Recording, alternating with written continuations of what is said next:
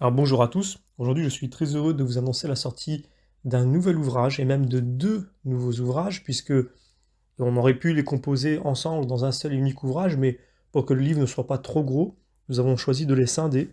Il s'agit de la Bible d'une grand-mère ainsi que l'Évangile et les Actes des Apôtres d'une grand-mère. Alors qu'est-ce que c'est que ça?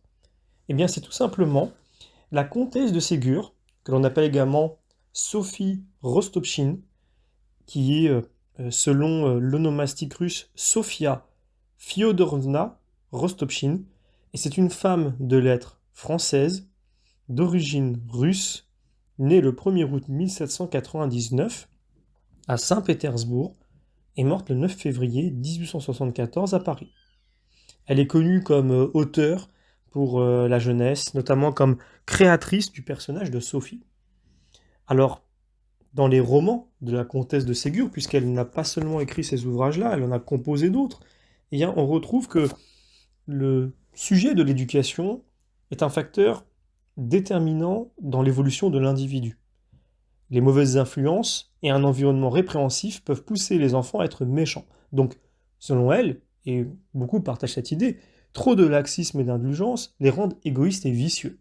On peut d'ailleurs l'observer très facilement, surtout à notre époque aujourd'hui en Occident. Eh bien, cette personne qui était finalement une écrivaine et qui a choisi d'écrire différents ouvrages et donc d'influencer la pensée, d'influencer la société par ses écrits, s'est penchée sur finalement la lecture de la Bible. Donc quand on dit la Bible d'une grand-mère, il s'agit de l'Ancien Testament, donc la Bible hébraïque, et l'Évangile et les Actes des Apôtres, mais racontés qu'une grand-mère le raconterait à ses enfants. Donc c'est très intéressant puisque aujourd'hui, vous voyez, on est dans la continuité des ouvrages que je vous présente qui mettent en avant les figures féminines de l'histoire de l'Église. Et finalement, cette fois-ci, ce n'est pas une sorte de personnage illustre du passé qui est reconnu comme saint de l'Église, enfin sainte pour le coup pour une femme, mais une personne, je dirais presque une laïque lambda, comme vous et moi, qui a choisi tout simplement de mettre ses talents au profit d'une société en allant finalement piocher dans les valeurs chrétiennes, parce qu'il n'y a pas besoin d'aller très loin, c'est à notre disposition, nous sommes capables de le faire, et elle l'a fait avec ses deux ouvrages. J'ai trouvé que c'était très intéressant parce que elle raconte finalement cette histoire à ses 13 petits-enfants, âgés de 4 à 17 ans. Elle reprend donc les grands passages de l'Ancien Testament, pour ce qui concerne la Bible d'une grand-mère. Donc on retrouve évidemment la Genèse avec la création du monde, jusqu'à la destruction de Jérusalem, avec Sédécias emmené captif à Babylone avec tout le peuple juif. La seconde partie, elle traite des livres de Tobie, Judith, Esther, Job et des derniers prophètes, Isaïe, Jérémie, Baruch, Ézéchiel, Daniel.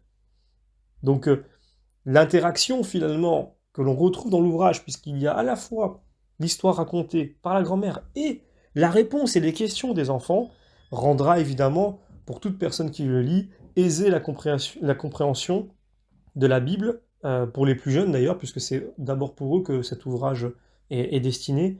Et donc ça permet de lire la Bible différemment, parce qu'on sait que c'est un livre qui n'est pas forcément évident à lire. Il faut être guidé pour lire la Bible, puisque ce n'est pas forcément un ouvrage que l'on arrive à lire de bout en bout, sinon on risque de laisser tomber à un moment donné. Donc il faut le prendre dans les morceaux, je dirais, les plus importants, on va dire prioritaires, et puis après, passer sur d'autres passages qui, eux, sont secondaires. Donc là, je viens de vous présenter la partie Bible hébraïque, il y a maintenant la partie Nouveau Testament. Et dans le Nouveau Testament, on retrouve finalement la vie de Jésus, et donc elle reprend pardon, tous les épisodes relatés par les évangélistes de la naissance du Messie à son ascension.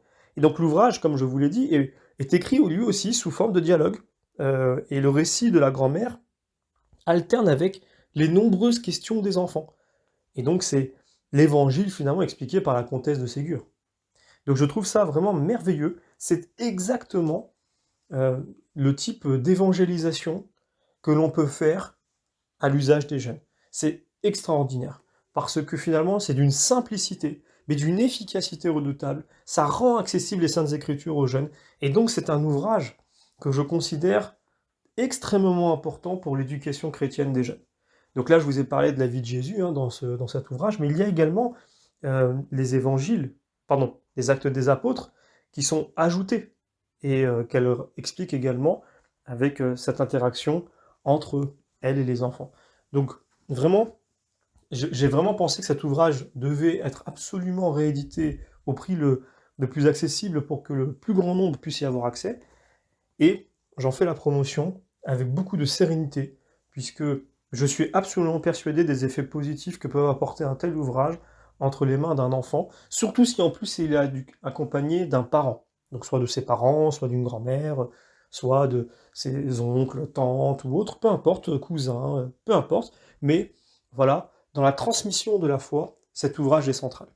Voilà, donc n'hésitez pas à en parler autour de vous, n'hésitez pas même à le proposer en cadeau, n'hésitez pas à le partager. Voilà, donc j'ai hâte aussi d'avoir vos avis sur cet ouvrage, sur ces deux ouvrages, puisque ça faisait un trop gros livre si on les mettait ensemble. Et déjà là, c'est déjà un beau morceau pour chaque livre indépendamment. Nous vous remercions encore à nouveau pour vos messages d'encouragement et nous vous donnons rendez-vous pour la prochaine parution.